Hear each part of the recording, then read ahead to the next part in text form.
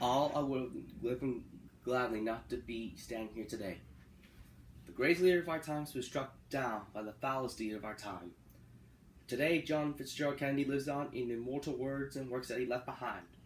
He lives on in the mind and memories of mankind. He lives on in the hearts of his countrymen. But no words are sad enough to express our sense of loss.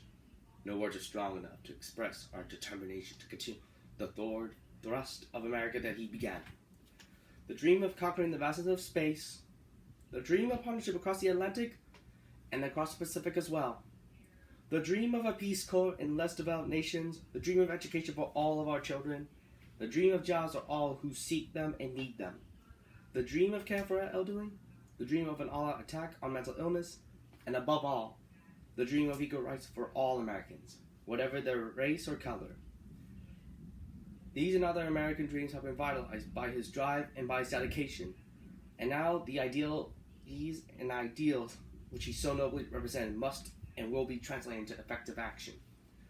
Under John Kennedy's leadership, this nation has demonstrated that it has the power and courage to seek peace and the fortitude to seek war. We have proved that we are a good and reliable friend to those who seek peace and freedom. We have shown also be a formidable foe to those who reject the path of peace and those who seek to impose upon us or our allies the yoke of tyranny.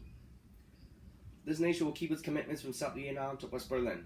We will be unceasing in the search for peace, resourceful in our pursuit of areas of agreement, even with those with whom we differ, and generous and loyal to those who join us with common cause. And let all know we will extend no special privilege and impose no persecution. We will carry on the fight against poverty and misery and disease and ignorance in other land and in our own. We will serve all the nation, not one section or one sector or one group, but all Americans. Our American unity does not depend upon unanimity differences, but now, as in the past, we can derive from those differences strengths, not weaknesses, wisdom, not despair. Both as a people and the government, we can unite upon a program that is wise and just, enlightened and constructive. For 32 years, Capitol Hill has been my home. I've shared many moments of pride with you.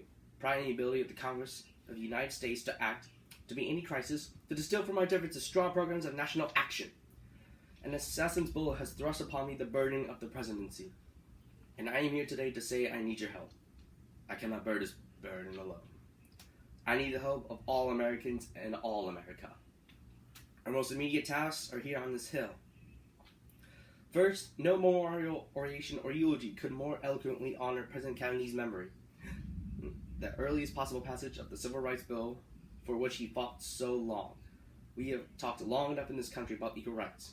We have talked for 100 years or more. It is time now to write the next chapter and to write it in the books of law. I urge you again, as I did in 1957 and then again in 1960, to enact the civil rights law so that we can move forward to eliminate from this nation every trace of discrimination and oppression that is based upon color or race. There could be no greater source of strength to this nation, both at home and abroad. And second, no act of ours could more fittingly continue the work of President Kennedy than the early passage of the tax vote for which he fought all these long years. This is a bill designed to increase our national income and to provide insurance against recession. That bill, if passed without delay, means more security for those now working, more jobs for those now without them, and more incentive for our economy. This does not mean that we will not meet our unfulfilled needs, nor that we will not honor our commitments, but we will do both. The need is here. The need is now. I ask for your help. The time has come for Americans of all races and creeds and political beliefs to understand and respect one another. So let us put an end to the teaching and the preaching of hate and evil and violence. Let us turn away from the fanatics of the far left and the far right, from the apostles of bitterness and bigotry, from those defiant of law and those who pour venom into our nation's bloodstream. So let us here highly resolve that John Fitzgerald Kennedy did not live, nor did he die in vain. And on this Thanksgiving's Eve, as we gather together to ask for the Lord's blessing and give him our thanks, let us unite in those familiar and cherished words. America, America, God shed his grace on thee and crown thy good with brotherhood from sea to shining sea. Thank you.